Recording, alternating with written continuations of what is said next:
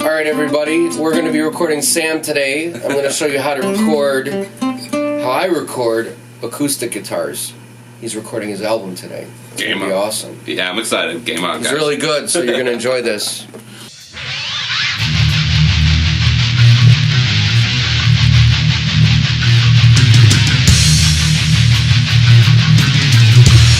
Alright guys, so for Sam, he's going to be in the booth here. He's going to record his acoustic guitar. I'm going to go with this nice vocal mic because it captures the tones really well in vocals. It's a Shure, and video description below to tell you which one I'm using. What I do, I've got these bungee cords mounted from the top to raise the vocal mic up for vocals, but since we're not going to be using that, it's going to be for acoustic. I'm going to release these guys. I'm going to just aim this down at his guitar. So when you want to record a guitar acoustic, usually what you're going to want to do is, I actually should have set the mic up to record my voice while I was doing this, but it doesn't matter.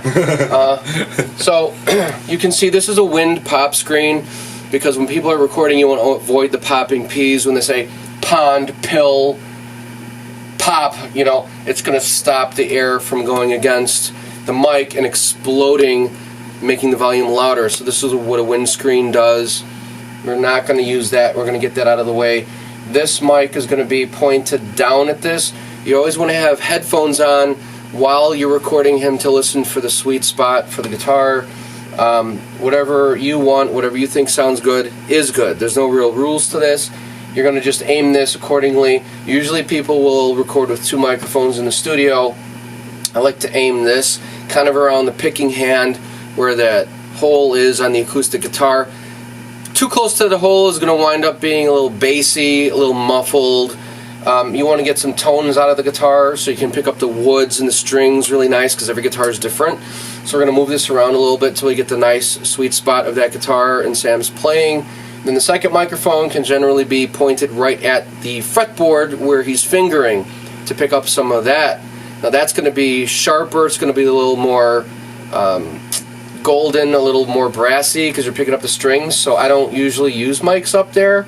Plus you can get into some phasing issues when you use two different microphones. So I'm just going to use the one and space it out accordingly. We're going to get Sam into the booth and he's going to lay his track. He's going to wear headphones while he's doing it so he can hear all the nice reverb or not reverb, whatever he wants.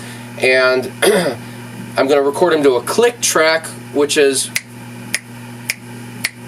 right, so he can keep time, although he's pretty good, so he doesn't need a click track. But you always want to use a click track, because when the bassist comes in, you want to make sure everyone's in time playing to the same exact rhythm, because even though Sam's really good, if his timing gets off just a little bit, it's okay, but he might throw the bassist off.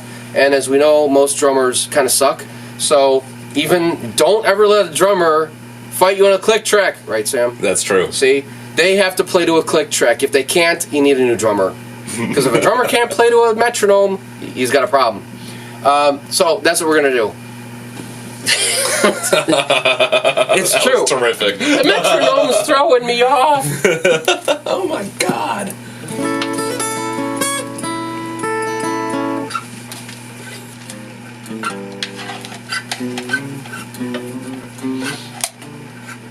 I want to say one more thing here.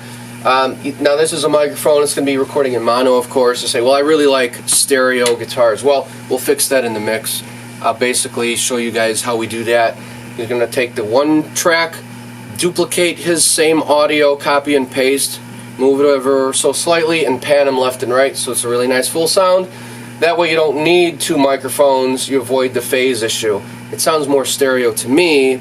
Or you could also have Sam come in after he records his track and play a second time on top of it, and he'll match it. That's really nice stereo, so it sounds like two guitar players, because it is. So I'll leave that up to him, whatever he wants to do. For distorted guitars, if you're doing really fast runs and stuff like that, really good players, they layer their guitars. I've always done that with no problem. But most players kind of can't do that, so I just record one, and I just triple the tracks then, the same track. One in the left, one in the right, one in the center.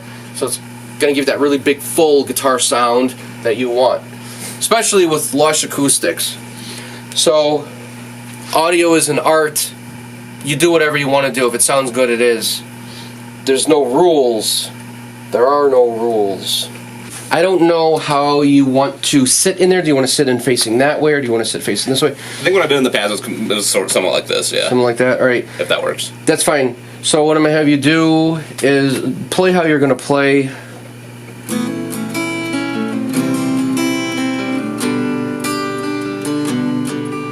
Okay, that's good. So you guys can see the microphone, how it's aimed kind of like 45 degrees down towards Sam. I'll put the headphones on over at the studio and I'll see how that sounds. I may adjust it a little bit. But I like that height. That's why I use this coming off the wall. You could use like a microphone stand, you know.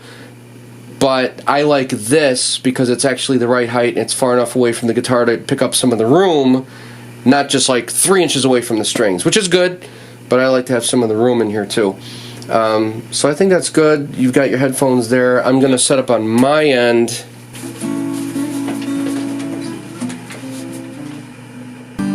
Is that kind of how loud you're going to play? Probably.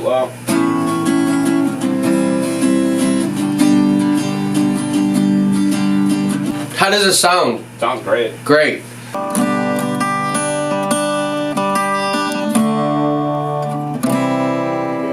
Yep. Yeah, I think I got it at 74 BPM.